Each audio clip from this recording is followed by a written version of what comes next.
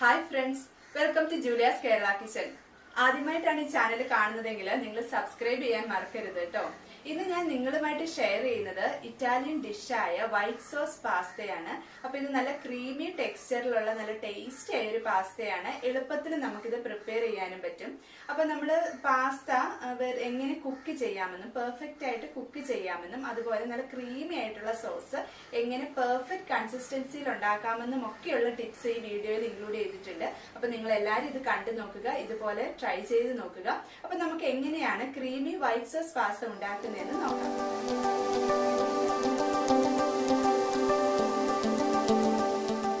അപ്പൊ നമുക്ക് creamy white sauce pasta ഉണ്ടാക്കി തുടങ്ങാം.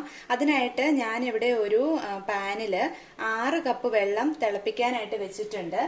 ഇതിന്റെ അകത്തോട്ട് ഞാൻ കുറച്ച് ഉപ്പിട്ട് കൊടുക്കുകയാണ്. അപ്പൊ നമ്മുടെ പാസ്ത അൺഫ്ലേവേർഡ് ആയതുകൊണ്ട് ഉപ്പിട്ട് കൊടുക്കണം. അതുപോലെ തന്നെ ഞാനൊരു 1/2 ടീസ്പൂൺ എണ്ണയും കൂടി ഒഴിച്ചു കൊടുക്കുകയാണ്.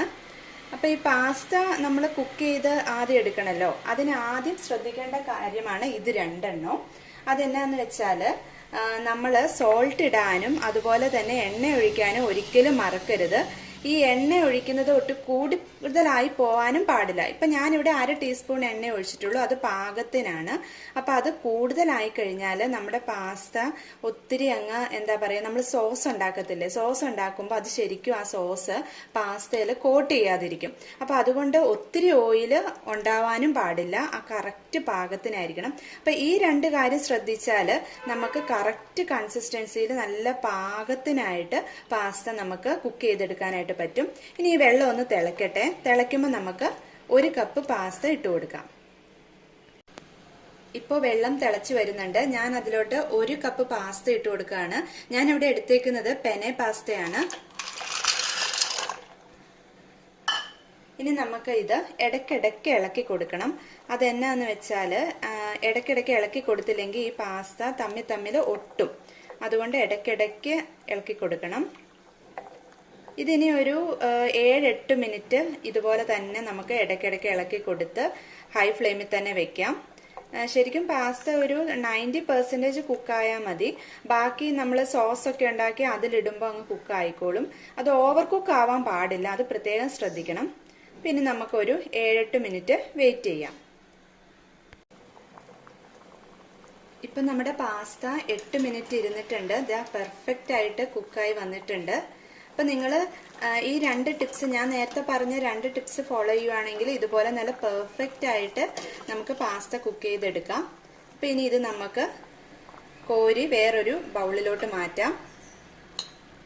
എന്നിട്ട് നമ്മൾ നൂഡിൽസിനൊക്കെ ചെയ്യുന്നത് പോലെ നമ്മൾ തണുത്ത വെള്ളത്തിൽ ഇതൊന്നുകൂടെ ഒന്ന് കഴുകിയെടുക്കണം.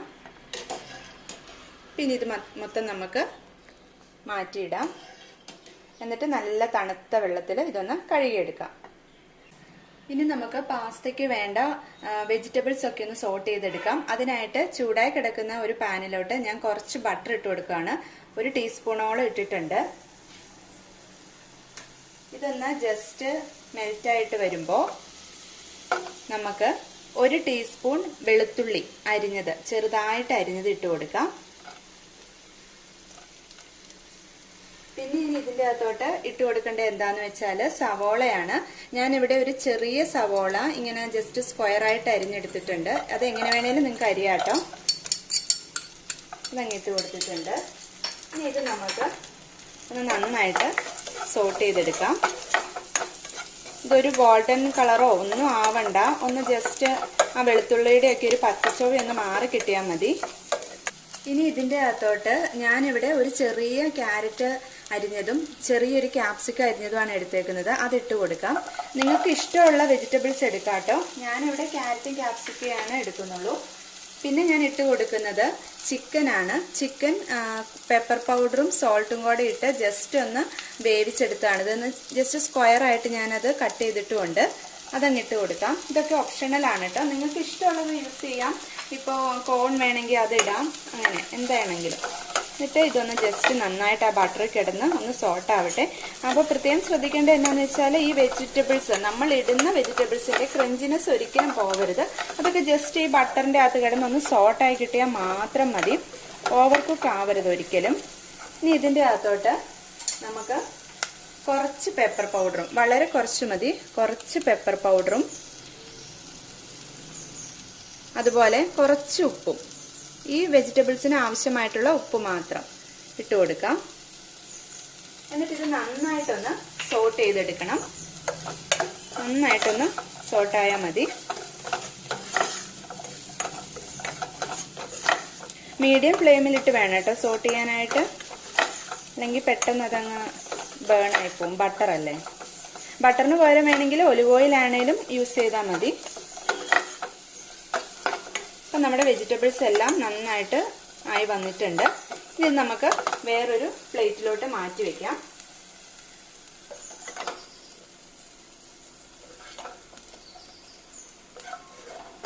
എന്നിട്ട് ഇനി നെക്സ്റ്റ് നമുക്ക് ചെയ്യേണ്ടത് വൈറ്റ് സോസ് പ്രിപ്പയർ ചെയ്യുകയാണ് വേണ്ടത്.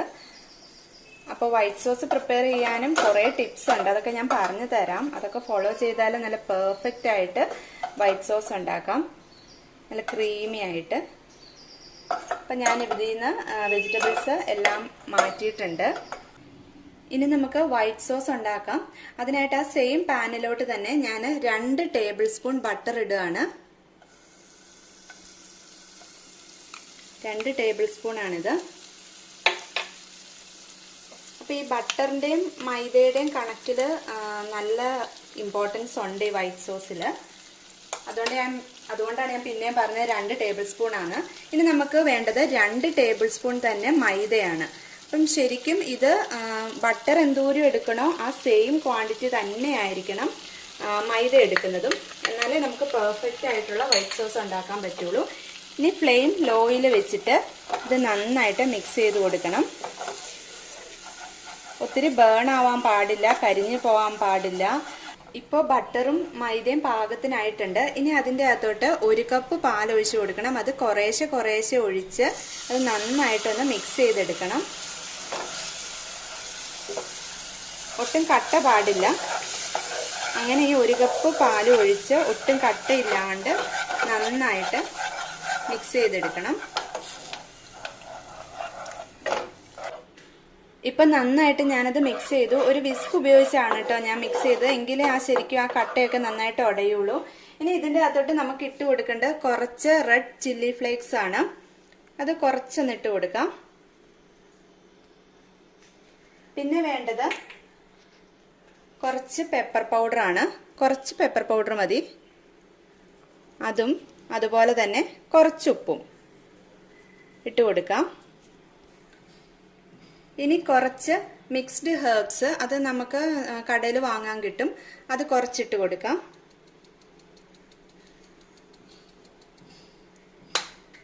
എന്നിട്ട് ഇനി നന്നായിട്ടൊന്ന് മിക്സ് ചെയ്യാം. ലോ ഫ്ലെയിമിലിട്ട് വേണം കേട്ടോ. നന്നായിട്ടൊന്ന് മിക്സ് ചെയ്യണം. എന്നിട്ട് ജസ്റ്റ് ഒരു 2 മിനിറ്റ് അത്രയും നന്നായിട്ട് മിക്സ് ചെയ്താൽ മതി. അപ്പോൾ അതിൻ്റെ പെർഫെക്റ്റ് കൺസിസ്റ്റൻസിയിൽ നമുക്ക് കിട്ടും. ഇപ്പം ഇത് പാകത്തിനായിട്ടുണ്ട്. അതെങ്ങനെയാണ് അറിയുന്നതെന്ന് വെച്ചാൽ നമ്മൾ എന്തെങ്കിലും ഒരു സ്പൂണോ തവിയോ ഒന്ന് ജസ്റ്റ് ഒന്ന് ഡിപ്പ് ചെയ്തിട്ട് തിരിച്ചിങ്ങനെ മാറ്റുമ്പോൾ അത് നന്നായിട്ട് കോട്ട് ചെയ്തിട്ടുണ്ട്. അതിനർത്ഥം ഈ സോസ് കറക്റ്റ് കൺസിസ്റ്റൻസിയിലാണെന്നാണ്. ഇനി നമുക്ക് എന്താ ചെയ്യേണ്ടതെന്ന് വെച്ചാൽ ഇതിലോട്ട് നമ്മൾ നേരത്തെ വഴറ്റി വെച്ചേക്കുന്ന ആ വെജിറ്റബിൾസും ചിക്കനും കൂടെ അങ്ങ് ഇട്ട് കൊടുക്കാം. എന്നിട്ടൊന്ന് ജസ്റ്റ് മിക്സ് ചെയ്യാം.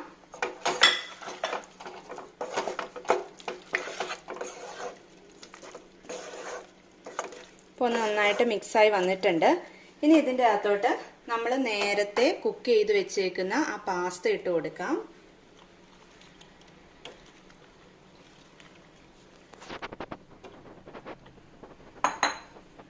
എന്നിട്ട് നന്നായിട്ടൊന്ന് മിക്സ് ചെയ്യാം.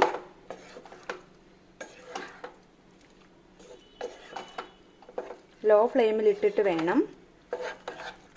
ഇപ്പോൾ കറക്റ്റായിട്ട് വന്നിട്ടുണ്ട്. നമ്മുടെ സോസ് ആ പാസ്തയിൽ നന്നായിട്ട് കോട്ട് ചെയ്ത് വന്നിട്ടുണ്ട്. ഇനി ലാസ്റ്റ് ഇതിൻ്റെ അകത്തോട്ട് കുറച്ച് ചീസ് ഇട്ട് കൊടുക്കാം. ഞാനിവിടെ ഗ്രേറ്റ് ചെയ്ത് വെച്ചിട്ടുണ്ട്, അത് ഇതിലോട്ട് അങ്ങ് ഇട്ട് കൊടുക്കാം. ചീസൊക്കെ ഇടുന്നുണ്ട് നല്ല ടേസ്റ്റ് ആവും. എന്നിട്ട് ഇനി ഈ ചീസ് മെൽറ്റായിട്ട് വരുമ്പം നമുക്ക് സ്റ്റൗ ഓഫ് ചെയ്യാം. ഈ ചൂടിൽ തന്നെ കിടന്ന ആ ചീസ് നന്നായിട്ട് മെൽറ്റാവും പെട്ടെന്ന് തന്നെ. ഇപ്പോൾ ചീസൊക്കെ മെൽറ്റായി വന്നിട്ടുണ്ട്, പെർഫെക്റ്റ് കൺസിസ്റ്റൻസിയിലുമാണ്. ഇനി ഇത് നമുക്കൊരു സെർവിങ് ബൗളിലോട്ട് മാറ്റാം. അപ്പോൾ ക്രീമി വൈറ്റ് സോസ് പാസ്ത ഇവിടെ റെഡി ആയിട്ടുണ്ട്. എല്ലാവരും ഇതൊന്ന് ട്രൈ ചെയ്ത് നോക്കണം. വളരെ എളുപ്പത്തിൽ തന്നെ നമുക്ക് വീട്ടിൽ തന്നെ ഇത് പ്രിപ്പയർ ചെയ്യാൻ പറ്റും. അപ്പോൾ അടുത്ത ദിവസം നമുക്ക് വേറൊരു വീഡിയോയുമായിട്ട് വീണ്ടും കാണാം. Thank you.